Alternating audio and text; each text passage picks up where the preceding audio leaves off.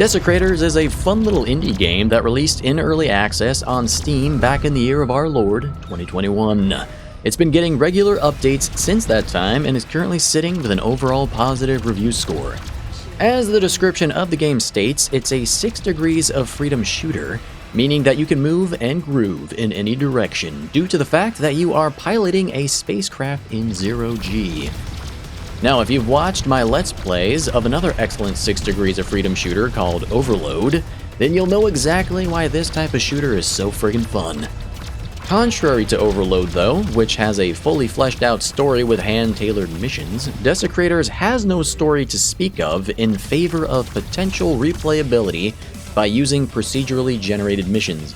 In this regard, it's somewhat comparable to other procedural FPS games that have you progress through increasingly difficult stages, such as the games Positronics and Immortal Redneck, both of which are excellent games that you can check out on my channel if it tickles your fancy.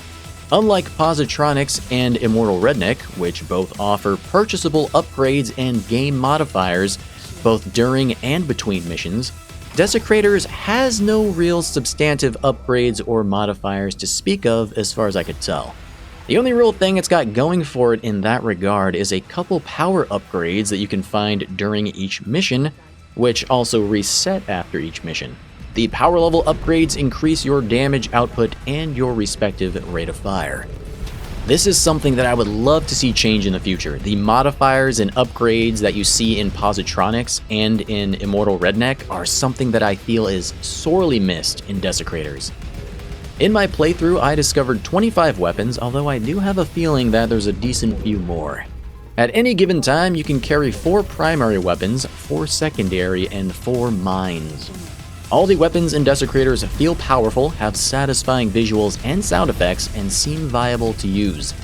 The only real thing that is a bit tedious about the weapon system is there's no real quick and easy way to know which weapon is better than another. There is a database menu that you can access which lists out all the weapons and gives a brief readout of their stats, but it's a bit tedious to read and there's no way to directly side-by-side compare your weapons. And let's be honest, pausing the game to spend a handful of minutes to try and meticulously compare weapon stats each time you get a new weapon isn't exactly fun. Your best bet is usually just going to be to go with whatever gun feels the best through trial and error. DESECRATORS has a very old school vibe, both in the gameplay, the visuals, the sound effects, and the kick-ass electronic music.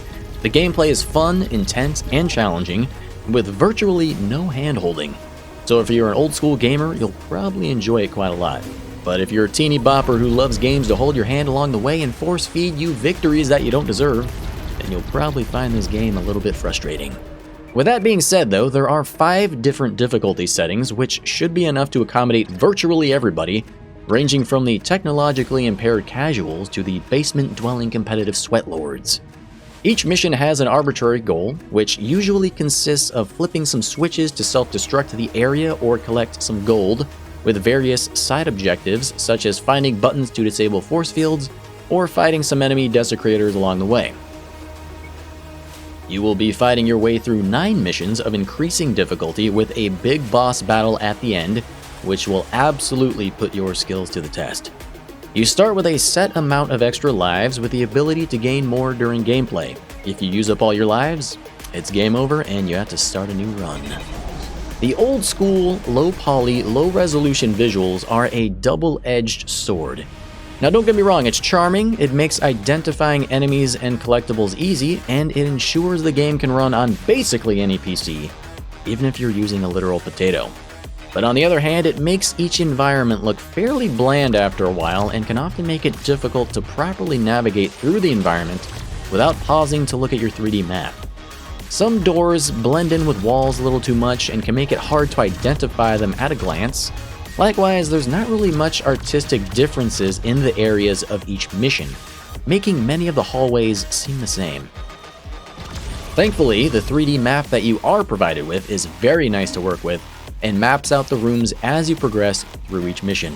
It will also map out the rooms that you have not discovered, but that you have been granted access to via buttons and switches, and will color code them appropriately so you know where to go.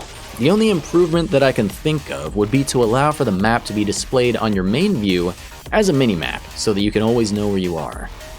There is a decent variety of enemies, including ground vehicles, spacecraft, and wall-mounted turrets, each with their own different tiers and types. The enemy designs are also fairly unique as well, so you'll easily identify them, and you can also read brief descriptions of them in your database. All in all, DESECRATORS is a fun little indie game that kept me entertained for a little over 5 hours.